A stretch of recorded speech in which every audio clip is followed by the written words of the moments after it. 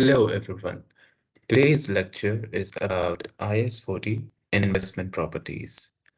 Investment properties is a standard that belongs to the string of standards which fall in non-current assets. Although it is an easier standard to understand, but it can be quite technical when the examiner would ask you questions regarding the standard. So let's go ahead and study about IAS 40 investment properties to better understand how you would use this information within the exams to make sure you solve more than 50% of each question thrown away at you by the examiner. First of all, you should be able to answer 5 questions if you really want to understand the basics of IAS 40. If you understand and you are able to answer these 5 questions, it is much easier to generate an answer in your exam. These 5 questions include: what is an investment property? The question number 2 is: how do you initially measure an investment property? Question 3 is: how do you subsequently measure an investment property? Question number 4 is: what happens during transfer of property from one standard to another? It can be from IAS 40 to IAS 16 or vice versa.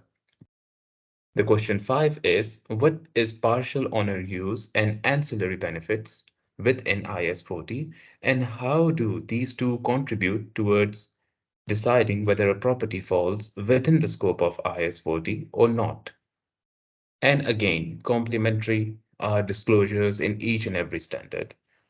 So let's go ahead and start with question number 1, which will make you understand what is the definition of an investment property and what falls within the scope of investment property and what does not fall within IAS 40.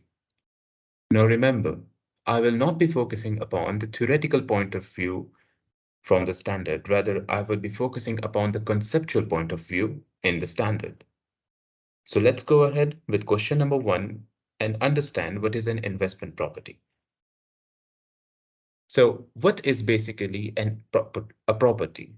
A property is anything that is land or building. We have already studied that within non-current assets, the standard IAS 16 deals with properties, lands, building, or machinery or plants. We depreciate them over their life as we use them. They generate us economic benefits, so they are capitalized within the statement of financial position and depreciated over its useful life. That is property.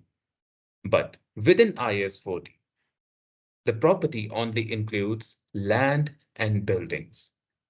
In order to understand what is an investment property, we only need to understand what an investment is in the world of finance and accounting. An investment is anything that is held for capital appreciation or to earn rentals. If I was to buy a property today for $100 and after 3 years I'm going to sell that property for 300, I'm going to generate a gain of $200. Now that is the capital appreciation which I'm generating. It can be upon land or it can be upon building. So if I am holding land or building right now for the purpose of capital appreciation, it would fall under the scope of IAS 40. And the same goes to earn rentals. If I'm renting out the building or a floor of my building to tenants to earn rentals for the next 10 or 20 years, the property falls under the scope of IAS 40.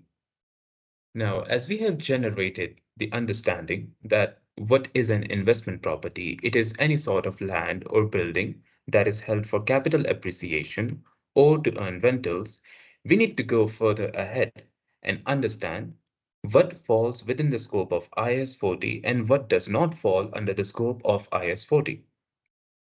Let's go ahead and understand what falls under the scope of IAS 40. In order to understand what falls under the scope of IAS 40, we should know that these are the technical points of the standard. The examiner is not going to let you know in the exam whether a given property directly falls under IS 40. He is much likely to give you a technical point of view to understand whether the given situation falls under the standard or not.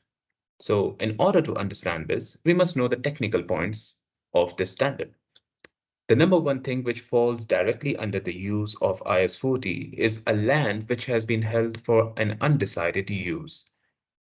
That land would be generating value over the period of time that it is held. It would be appreciating in its value. So that is why we record it under IS 40 investment properties. The number two option is land which is held for capital appreciation. The number three point is building which is under operating lease. Now IFRS 16 leases talks about two types of leases. The number one is finance lease and the number two is operating lease. Right now, we will be talking about operating lease. Land or building which is given under operating lease in IFRS 16 is given for a short period of time.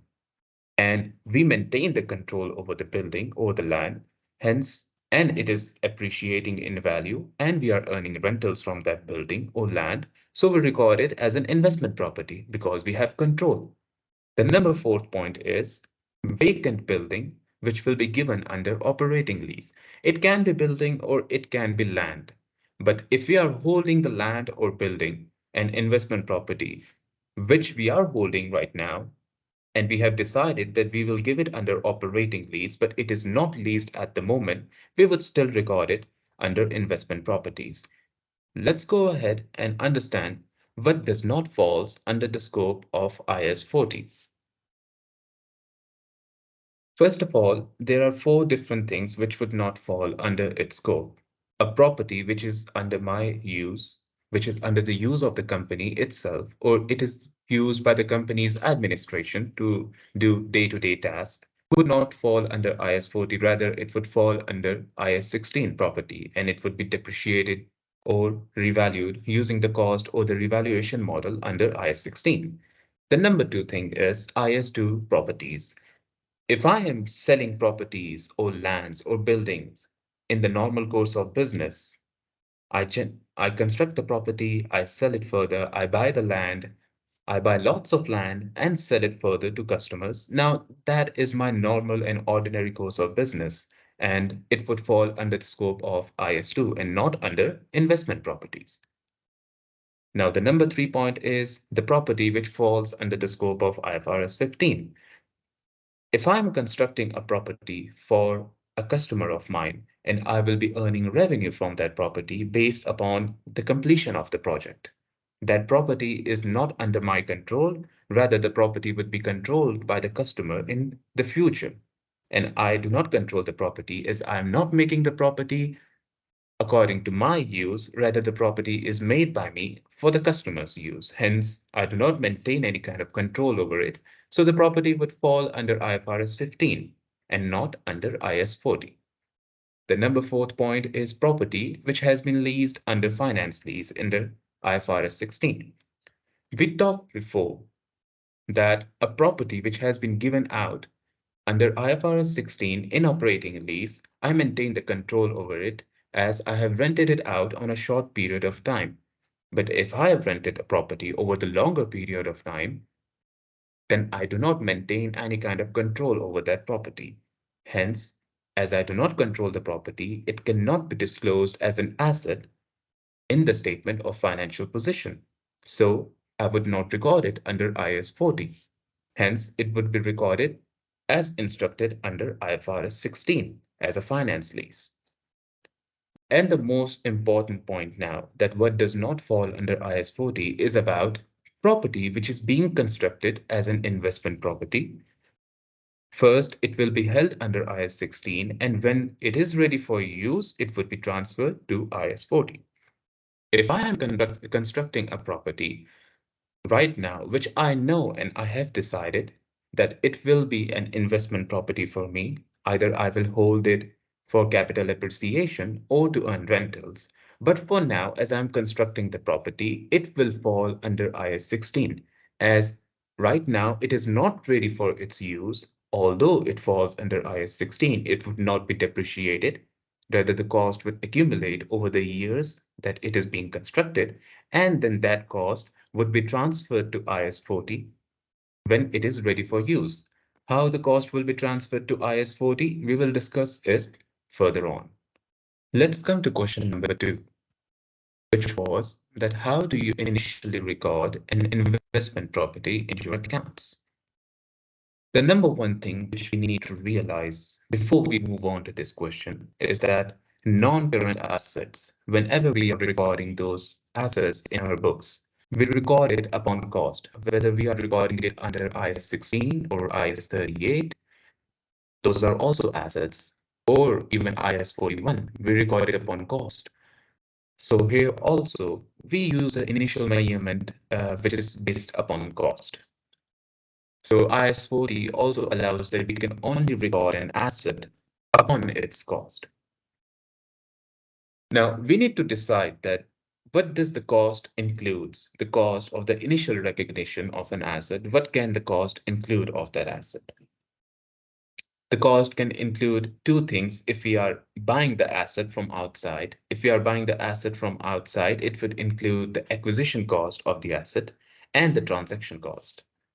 As an example, if I am buying an asset and its acquisition cost is $100, whereas I bought this building from a real estate agent, that agent would also have a fee, which would be 1% of the buying cost. Now, to the agent, I paid $1, whereas the acquisition cost of the asset was $100. The total cost of the asset comes at $101. And this is the cost that the asset would be capitalized at under IAS 40. The double entry to record this asset would be to debit the investment property and credit the cash by $100.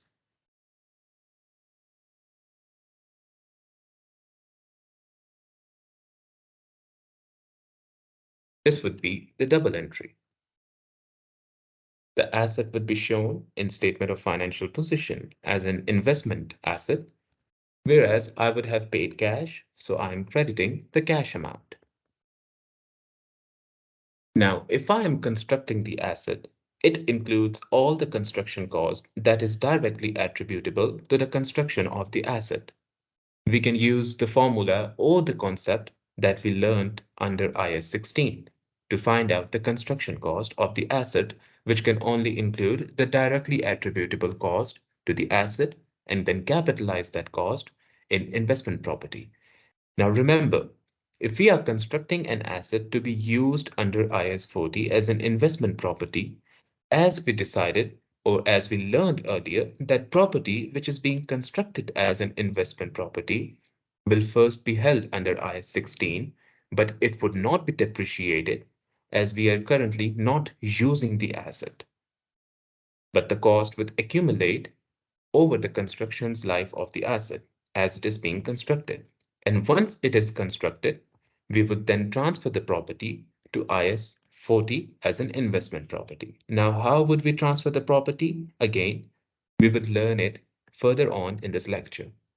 The question number 3 for IAS 40 was that how do you subsequently measure an investment property in the accounts? Each and every single standard which comes under the non-current assets umbrella, we know that it allows either to use the cost model or the revaluation model, whether it is IAS 16 or whether it is IAS 38. If we are using the cost model, we depreciate the asset, but we do not revalue the asset, and we also minus any kind of impairment charges. But if we are using the revaluation model, we depreciate the asset, we do minus any kind of impairment, and we also revalue the property upon its fair value if we were under IAS 16 or let's say IAS 38. But in investment properties, IAS 40, we are only allowed to use two kinds of models to subsequently measure an investment property. The first one is the cost model. Again, it is just like we were doing the cost model in IAS 16 or IAS 38. Under the cost model, we would use the actual cost of the asset that we capitalize the asset upon. We would minus any kind of accumulated depreciation of the asset, and we would also minus any impairment charges. And that would let us have the net book value of the investment property.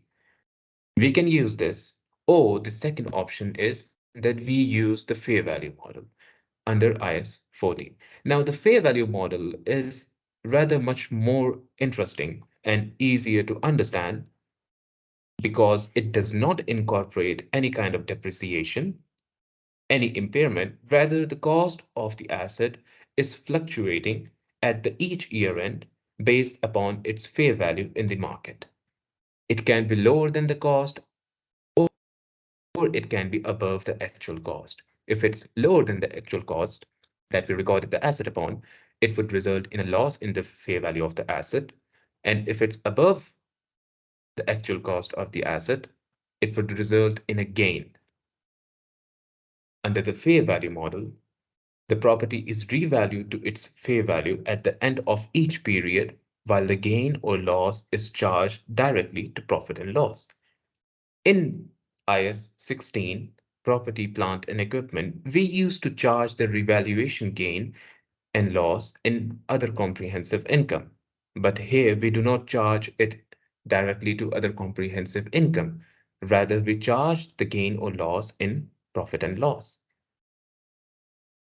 Now, if I was using the cost model on the same asset that I purchased, the cost of the asset was 101. Let's say the life of the asset was 10 years. I would depreciate this asset on 10 years, which would result in a depreciation of $10.1 each year. And the net book value at the end of the first period would be $90.9. But let's say at the end of the first reporting period, the market value of the property or the fair value of the property was at $120. I would not depreciate the asset. Rather, I would record the gain or loss directly to profit and loss. The cost of the asset was $101, whereas the market value given above is 120, which results in a gain of $19. Now, the property is already recorded at $101 in the statement of financial position. I only need to charge this gain of $19 in profit and loss and increase the property's value by $19. So my double entry to record this would be to debit the investment property by $19 and credit the profit and loss by $19. This would automatically increase the property's value to its current value, which is 120, and the gain would be charged to profit and loss. But what if the property's value at the first period end was not 120, rather it was $80? Now it results in a loss in its value of $21 because the cost was 101 while the market value right now is 80. So there is a loss of $21. So to record this double entry, I would reduce the value of the property, which was 101, and make it come down to $80. So I would credit the investment property by $21 and I would debit the profit and loss by $21. This would automatically reduce the value of the property from 101 to 80, and the loss would be charged to profit and loss. This is the way you calculate the fair value of a property, or this is the way you incorporate the fair value of the property within IAS 40. Now, a reason why we don't charge any kind of impairment within IAS 40 if we are valuing the property upon its fair value is because In the second example, where the market value of the property came down to $80, this was an impairment charge. The impairment charge should have been $21. But instead of charging impairment, I automatically reduced the value by $21 using the fair value model. So the impairment has already been incorporated in this accounting treatment. This is why in the fair value model, we do not depreciate the asset and we do not charge any impairment losses. Rather, we just take the property back to its fair value at the end of each reporting period. The most important thing to realize under the subsequent measurement of investment properties is not about the cost model or the fair value model. Rather, the most important thing is that if you just bought one property and you valued it upon the cost model at the end of each reporting period, now any subsequent purchases of investment properties that you make would also be valued upon the cost model. Or if the first property was valued under fair value model, then the rest of the properties would also be valued based upon the fair value model. You can only use one model to value all of the properties. You cannot use one model for a single property and use the other model for the rest of the properties.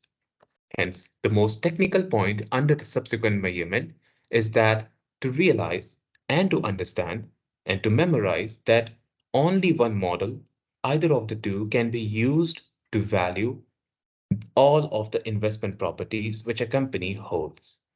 Let's come towards question number 4 for understanding investment properties, which is what happens during the transfer of investment properties. Now, the transfer of investment properties mean that you are transferring the property which was held as an investment property to owner occupied, which would go under IAS 16, or you are transferring the property from investment property as inventory, as the normal course of the business have changed. So the property would now go from IAS 40 to IAS 2. Or it can also be the other side, which would be the transferring of property from owner occupied, which would be IAS 16 towards IAS 40, or from IAS 2 to IAS 40. We already have discussed in the first slide, in the question number 1, that property which is being constructed as an investment property, first it would be held under IAS 16, and then when it is ready for use, it would be transferred to IAS 40. Now, this is the part of the question number 1 that you would understand during the transfer of the property. Here, let's go towards the 4 examples of transfer of a property from one standard to another standard. The number 1 point is what happens during a transfer of property from IAS 40 to IAS 16. You use the fair value of the property under IAS 40, you revalue the property under IAS 40, you charge the gain or loss to profit and loss, and then you transfer the carrying amount of the property at that date and you transfer it to IAS 16. As an example, this property which I had was valued at $101. At the year end, the property's value was $80, as I charged the loss of $21 to profit and loss. Let's say I'm in the middle of the year and the property now has a value of $130 in the middle of the year.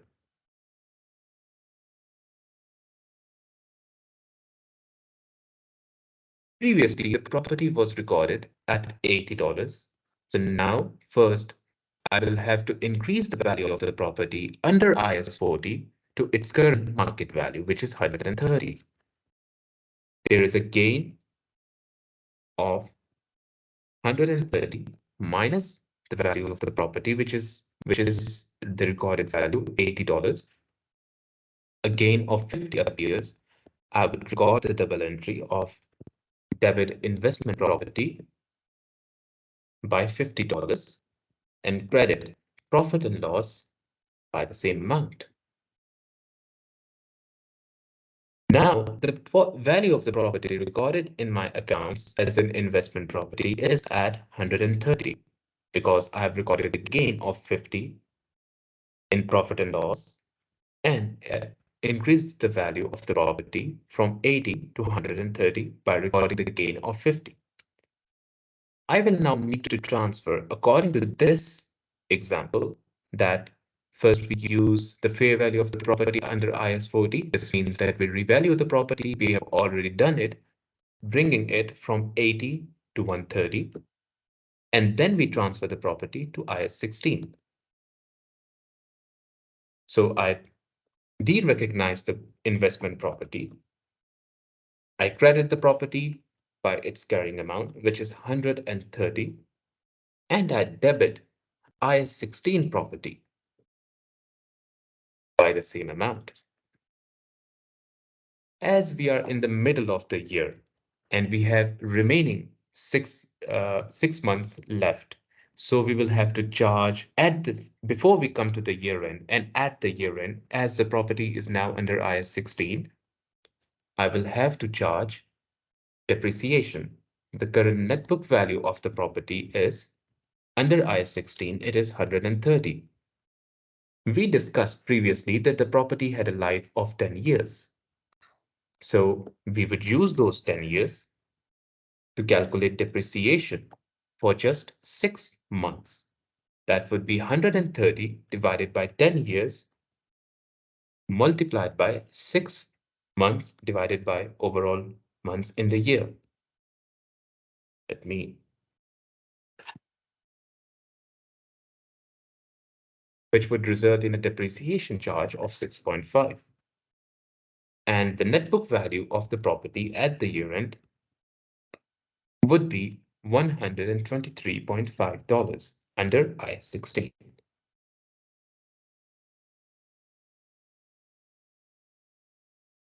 The other example during the transfer is about what happens during the transfer from IAS 40 to IAS 2.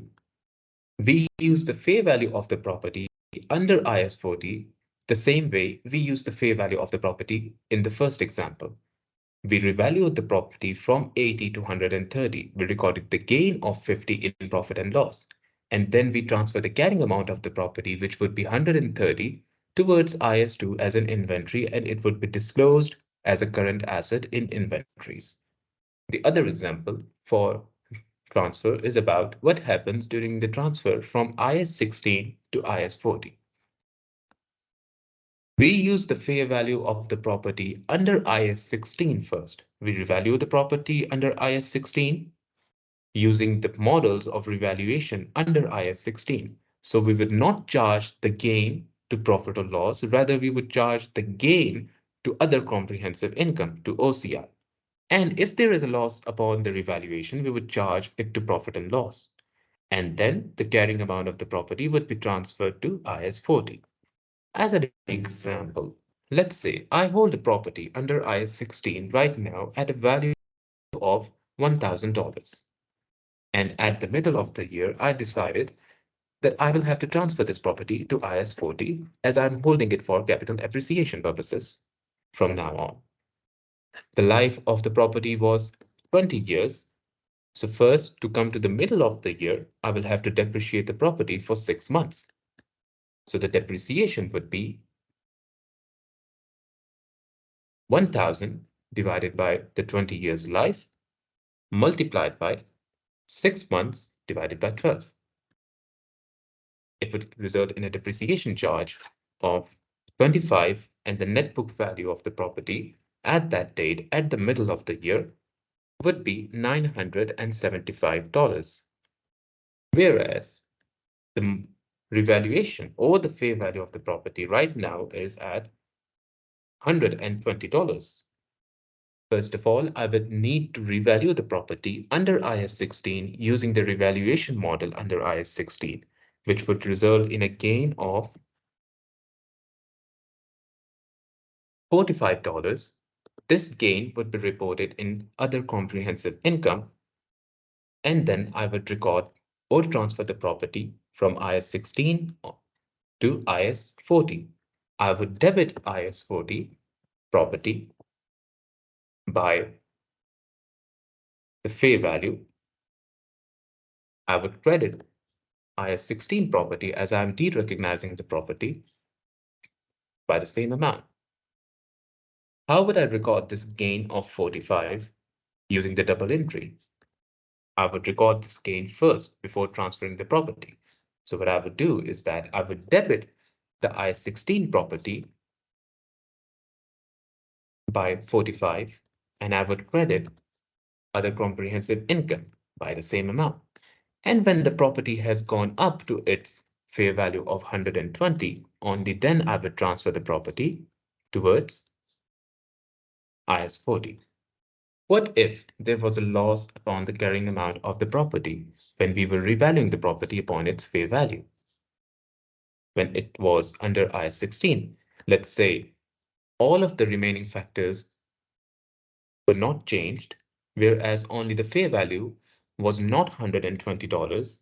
I'm sorry, $1,020, rather it was $800. So I had a loss upon property of $175.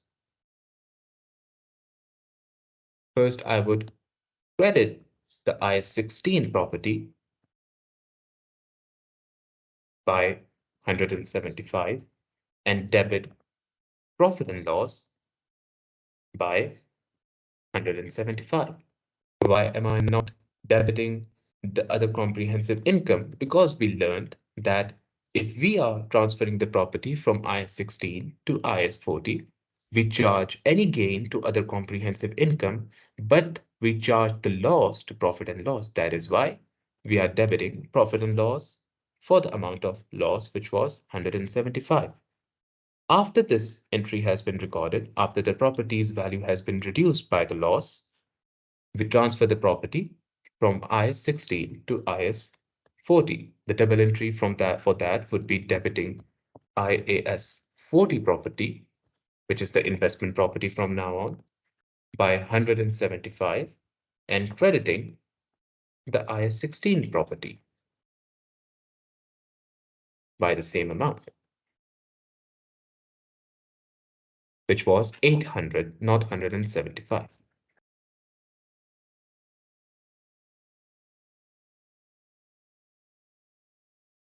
What happens if we are transferring the property from IS2 to IS40?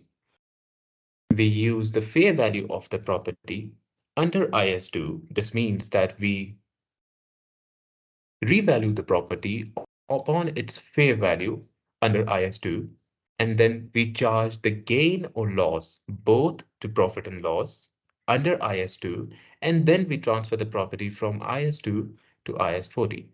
So the double entries for these would be, if we have a gain, we would debit the IS2 property, which would be inventory, and we would credit the profit or loss for the gain. And after that, when the property has gone up to its fair value, we would credit the IS2 property, which was the inventory, and we would debit the investment property of IS40. This would result in the transfer of the property from IS2 to IS40. Let's come towards the question number 5 of understanding investment properties. And this is the most important part of understanding which property falls within IS 40 and which does not.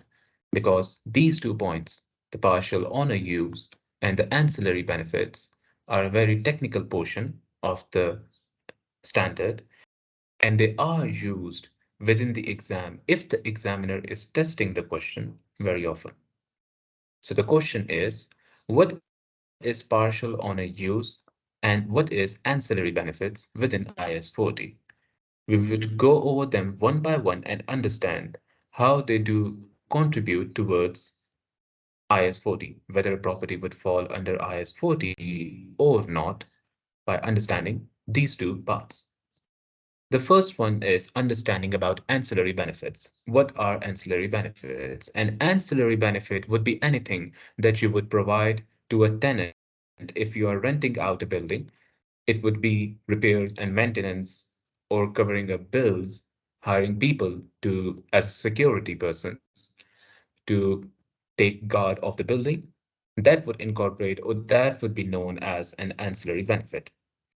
The ancillary benefits cover the miscellaneous expenses such as paying bills, hiring workers, or rental land or building, or in other words, providing repairs and maintenance as we talked earlier. Now, the easy part of ancillary benefits is that if the ancillary benefits are a significant portion of the agreement, the cost of providing the ancillary benefits is significant to the overall rental agreement, then the property would not fall under IAS 40, rather it would fall under IAS 16, as you are providing the major repairs and maintenance, you are providing the major ancillary benefits, you own the control over the property, and if you have control over the property, you are maintaining the building a lot more than usual. You are incorporating a lot of cost for the ancillary benefits, then it would fall under IAS 16 and not under IAS 40.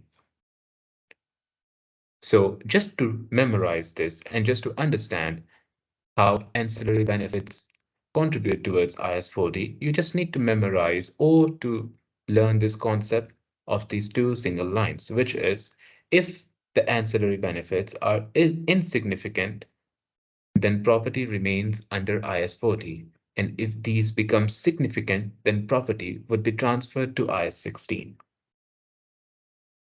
In the exam, the examiner would not give you the cost for the ancillary benefits. Rather, the examiner would much simply state that whether the ancillary benefits are significant or insignificant to the agreement. Again, if they are significant, then the property is under IAS 16, and if they are insignificant, the property is under IAS 40. If we go ahead for the partial honor use, then the partial honor use is as if honor use and rented out portion of the use can be divided such that the entrance can be separated and the property can be divided and used by both parties, then the honor use will fall under IAS 16, while the rented out portion will fall under IAS 40. If the honor use cannot be divided, then its significance determines whether the property would fall under IAS 16 or IAS 40. Let's go through an example. Let's assume that I have a property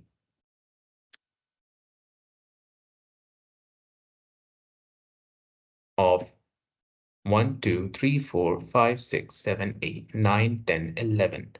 11 floors. Every single floor or the overall cost of the property was 50,000. The cost of the property was 50,000. So that every single floor has a cost of $4,545. If I divide it by every floor, the cost comes down to $4,545 for each and every single floor. Let's assume that the first two floors were occupied by the parent or the owner of the company for its own use, whereas the rest of the floors were rented out under operating lease.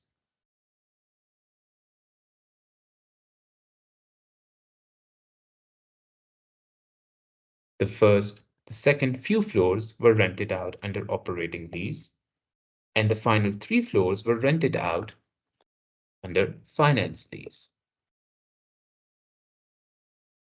And the property can be separated. This means that these two portions can be separately used by the owners. These floors, the 6 floors, can be separately used by the rented operating lease owners, and the remaining 3 floors can be used separately by the people who have the finance lease for these floors. If the property can be divided as such, then the portions, if the cost can be divided as 50,000 of the cost has been divided upon 11 different floors, then each of the floor will be treated according to its use. This means that the first 2 floors, as they are under its owner's use, they would fall under IAS 16. The remaining floors, which are under operating lease, would fall under IAS 40. As IAS 40 says that the property which has been leased out under operating lease would fall under IAS 40 as an investment property and would be treated as such.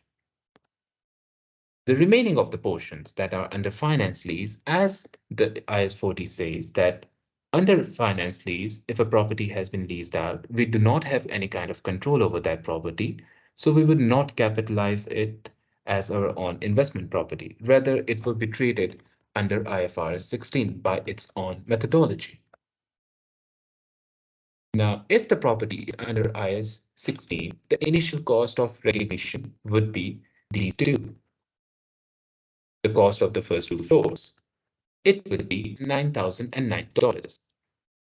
Whatever the life of the asset is, whatever the life of the building was, it would be depreciated upon that life. The remaining of the property under IAS 40 would be capitalized by the initial capitalization criteria, which we studied. That would be 27,273. That would be the initial measurement of the property.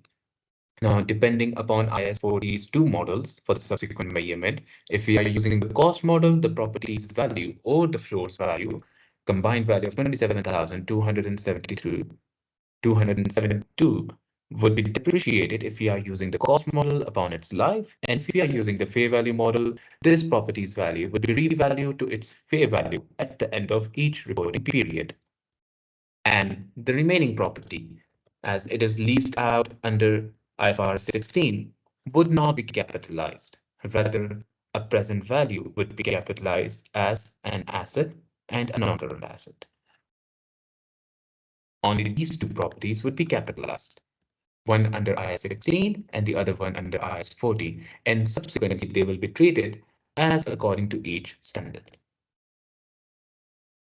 Now, let's say that the property cannot be separated. Each of the floors cannot be accessed separately.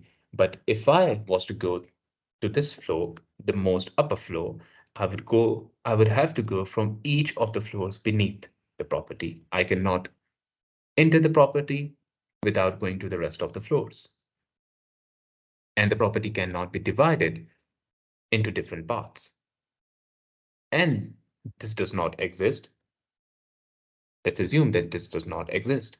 So the significance of the honors used, as we have already discussed here, that if the honor used cannot be divided, or the property's users cannot be divided, then the significance of the honors used determines whether the property would fall under IAS 16 or IAS 40.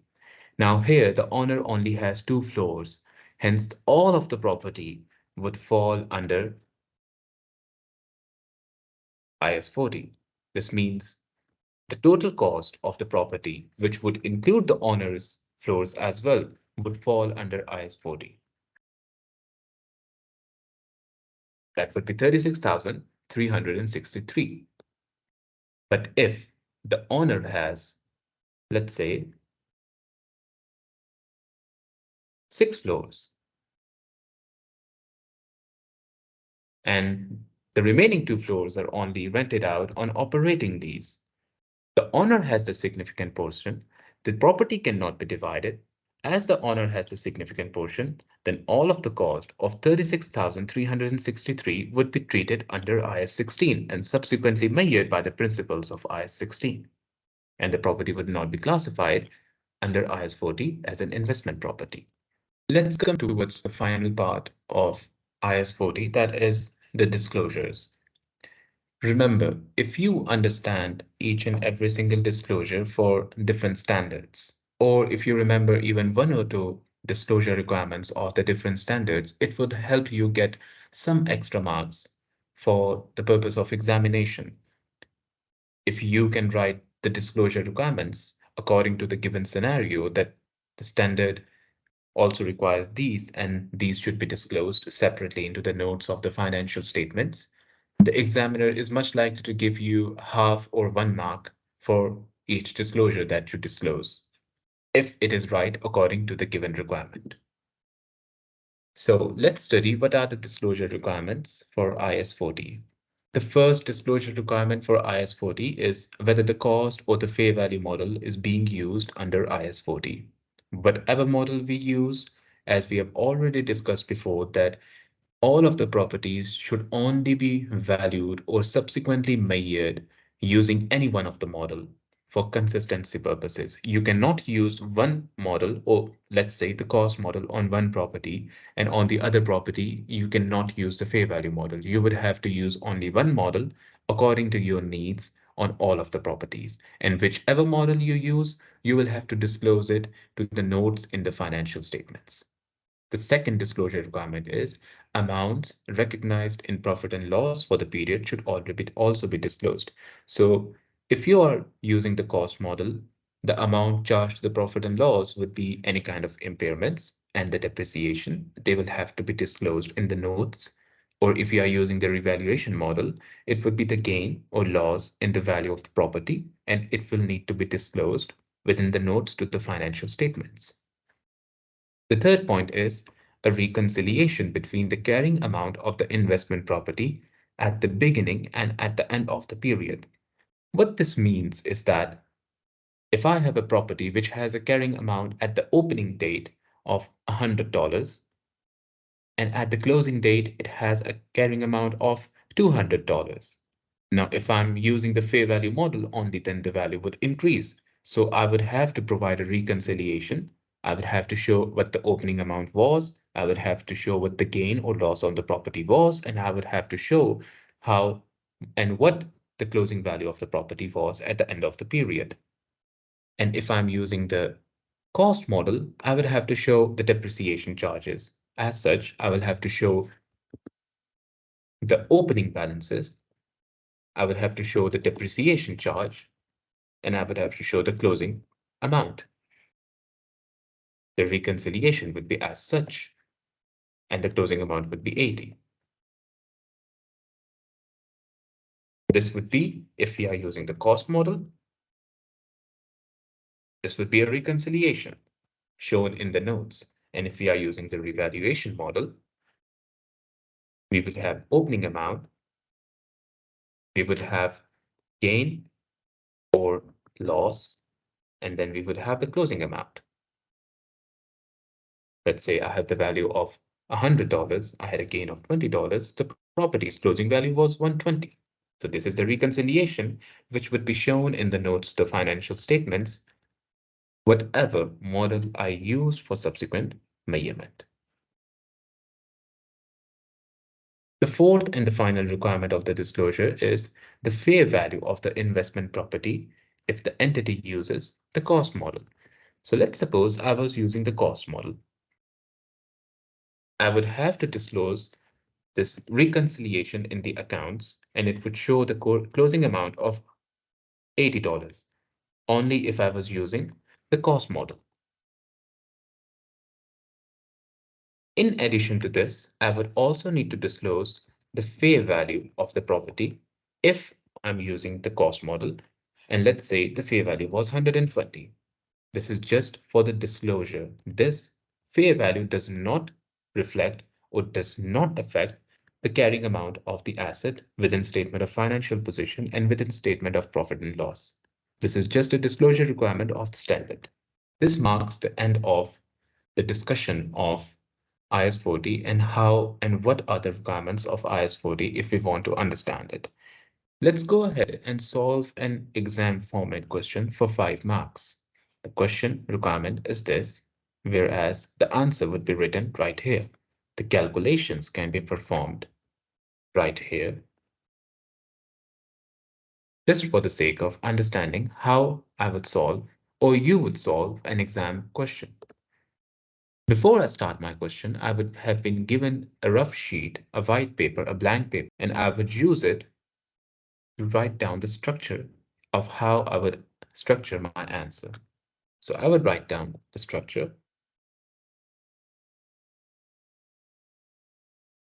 on that rough sheet, on that white paper, and then I would go ahead and read the requirement of the question, which is right here. It says, how should the property be treated in the financial statements of a company for the year ended 31st December 2017. So first of all, according to my structure, I would write down the first thing is that the year end is 31st December 2017. I'm only writing it down so that all the necessary information within the question, I can access it right away. And I do not have to go back and look and search in the question where that necessary information is. So I've written it down already. Let's go ahead and read the requirement, which we have already done. And now let's go ahead and read the scenario. The scenario says that a company owns a property. Okay. The property was purchased for 30 million on 1st January 2012 and had a useful life of 30 years at that date and was under the use of a company itself. Understood. Second requirement I would write down is that the purchase price of the building or the property was 30 million and the year end and the date at which it was bought was 1st January 2012 and the life was 30 years. This is the crucial data which is required to solve the exam. Let's read ahead. It says that the property has 15 floors and were fully occupied by a company itself. So the property has 15 different floors, and from 1st January 2012, from the date I acquired the building, the cost of 30 million was all capitalized within IAS 16.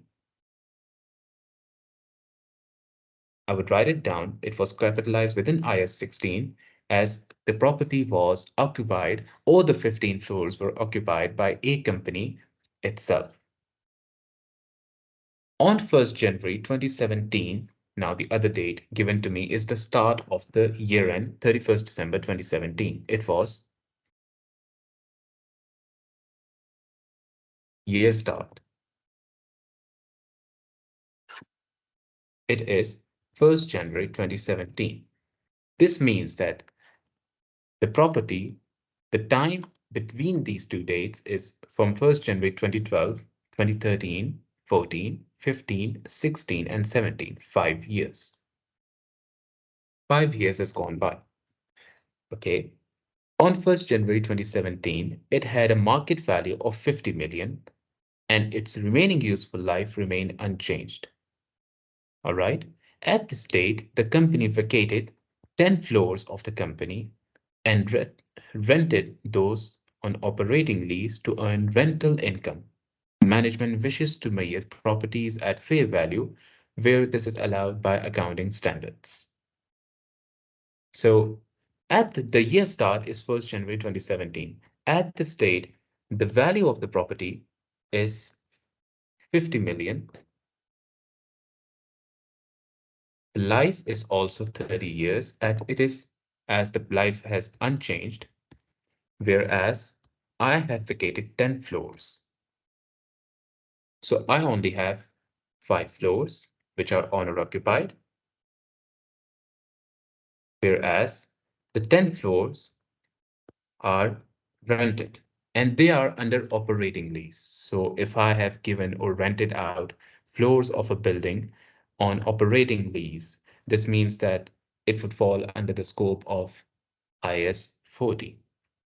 So now I would go ahead and start my calculation to solve the exam. The first thing is I would need to calculate the depreciation charge for 5 years. Why? Because from 1st January 2012, the property has gone down in value because of depreciation charges.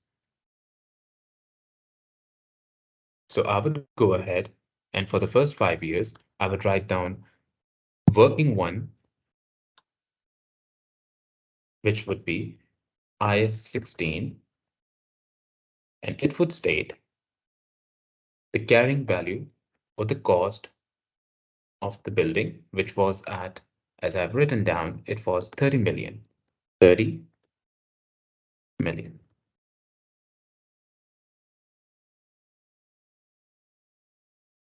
The cost is at 30 million.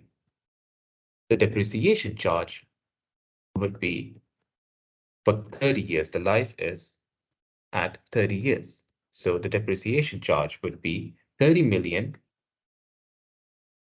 divided by 30 multiplied by 5, because I have used the property for only 5 years up till 1st January 2017 when it was transferred to IAS 40. So the depreciation charge is 5 million. The net book value or the carrying amount comes down to 25 million. At this date, the property was revalued at 50 million and 10 floors were transferred to IAS 40, and the rest of the 5 floors were still under the occupation of owner. So I already have the opening net book value of the property. I will need to revalue it at fair value under IAS 16 before transferring the property to IAS 40, as we have learned it in question number 3, how do we transfer the property, or in question number 4, from IAS 16 to IAS 40. The fair value of the property is 50 million and the gain is at 50 minus 25. I would first have to report this gain in profit and loss. The double entry would be to debit the IAS 16 property by 25 million and credit other comprehensive income, as we remember that any gain while transferring the property from IAS 16 to IAS 40, any gain is reported in OCI, whereas any loss is reported in profit and loss. So I would credit the OCI by the same amount. This is my first crucial information, and this is also my first crucial information to structure my answer when I would write it down in theory, right here. I'm only right now performing the calculations. So the fair value of the property right now is, or the carrying value, as I would say, is 50 million.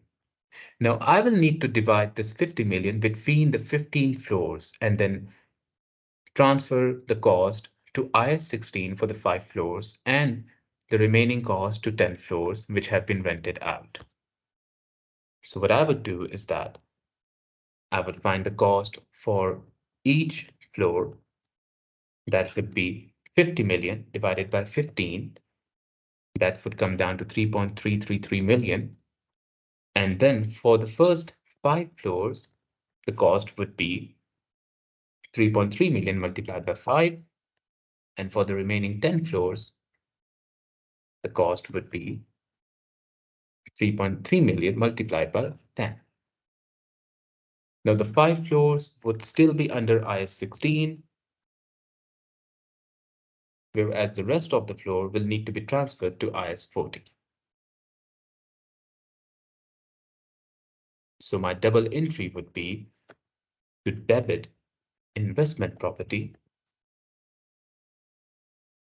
by 33 million and to credit IAS 16 property by the same amount. What this would do is that my total value right now, which was recorded previously under IAS 16, was at previous value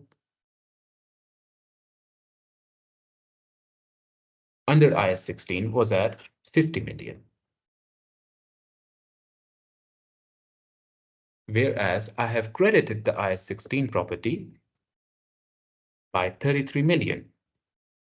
So this was the transfer from IAS 16 to IAS 40. The transfer's amount was 33.3 million. This means the remaining cost in IAS 16 is at 16.6 million. If I compare this cost with the cost that I found out for the 5 floors that should be under IAS 16, as they are still under the occupation of the owner, it matches perfectly. So the remaining cost of the IAS 16 property is 16.6 million when I transfer the 33.3 million within investment property. This cost would be further depreciated for the year As the life has remained unchanged, as I wrote it down in my structure that the life was still 30 years. So for this year, a full year's depreciation would be charged as I'm transferring the property on 1st January 2017.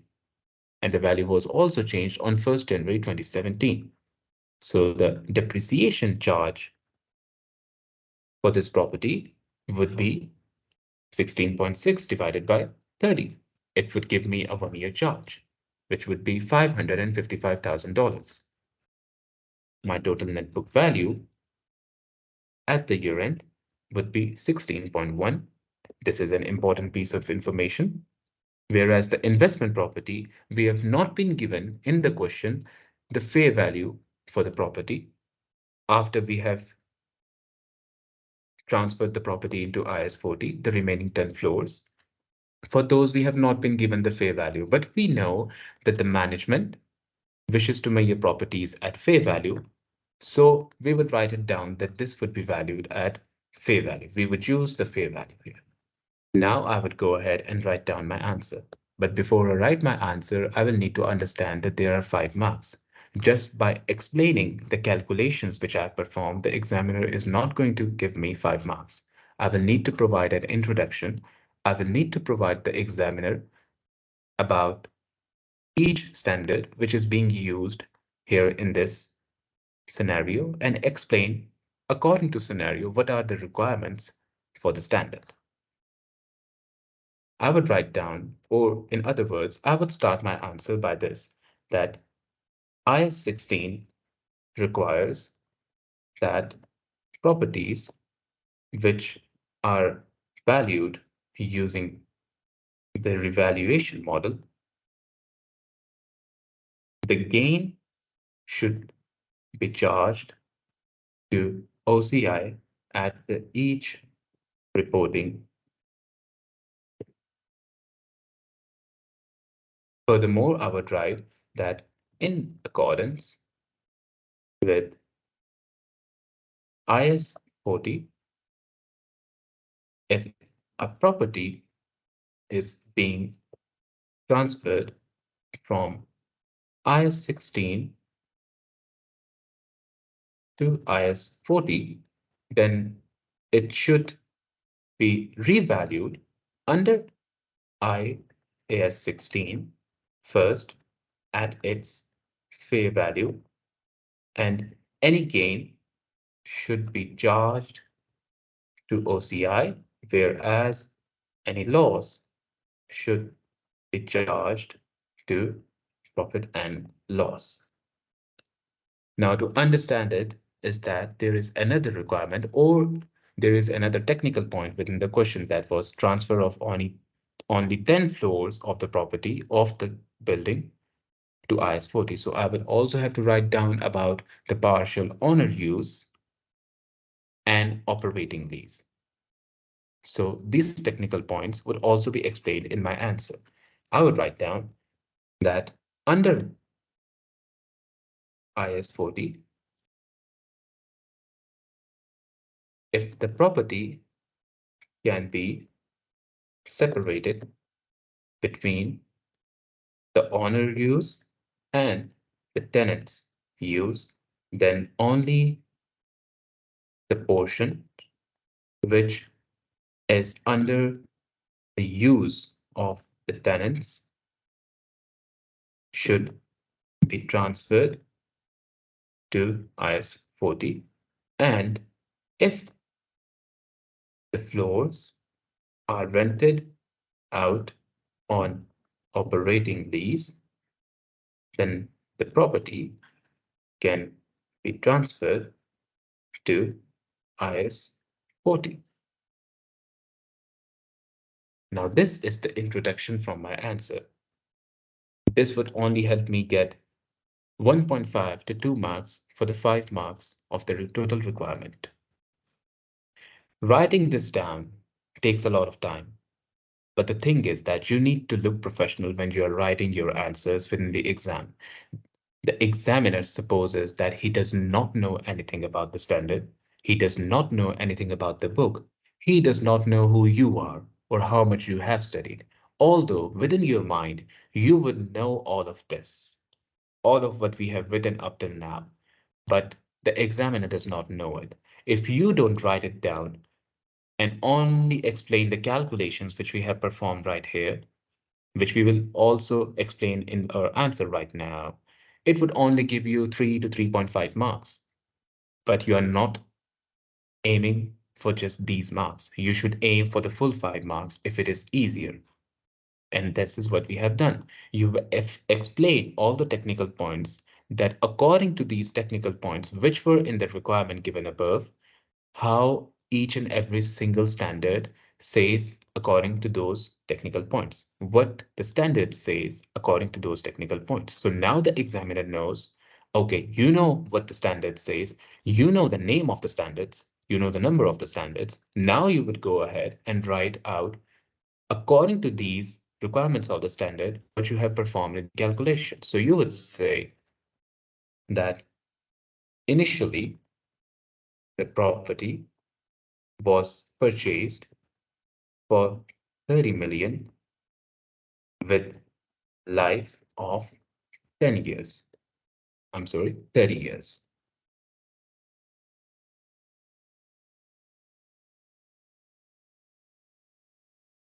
The property was under the use of parent or the owner. Hence, it would fall under IAS 16 and would be depreciated for 5 years until 10 floors were transferred in investment property.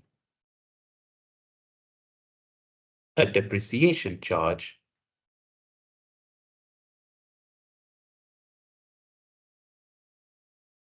of how much? It was 5 million right here. A depreciation charge of 5 million would be reported in profit and loss for the 5 years use, and then the property would be revalued to its fair value under IAS 16 at 50 million, which would give a gain to be reported in OCI of this amount, which we calculated here. It was 25 million. 25 million. Then we would go ahead and write down the carrying value of the property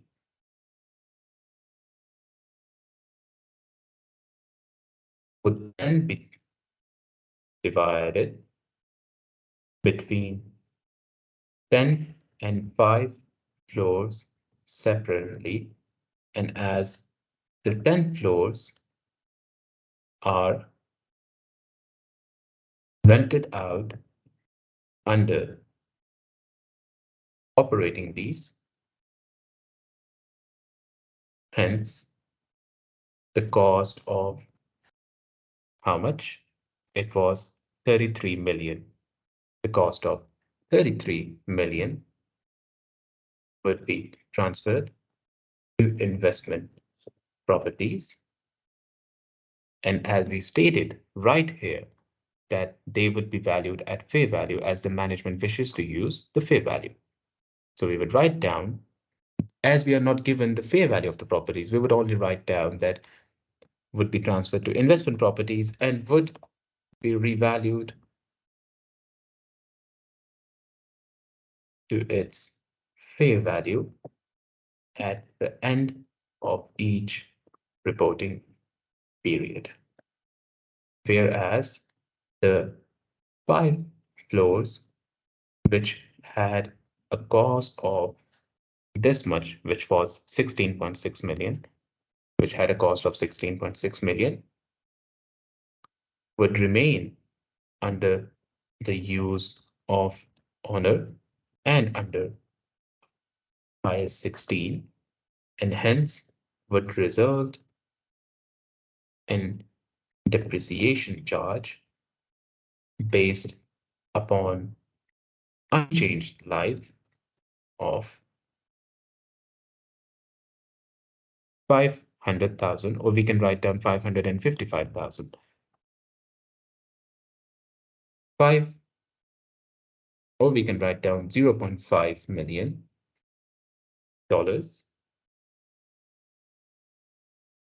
would be reported in profit and loss.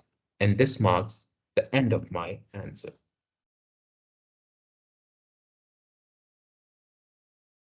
So for the 5 marks, I have written down, for the 5 marks, I have written down the initial opening to my answer, which discussed all the technical points according to the standard and which can all be related to the given requirement. All the technical points which were covered in the requirement have been stated by me by using each and every standard, which was IAS 16 and IAS 40, and the technical points in those standards which related to the given scenario.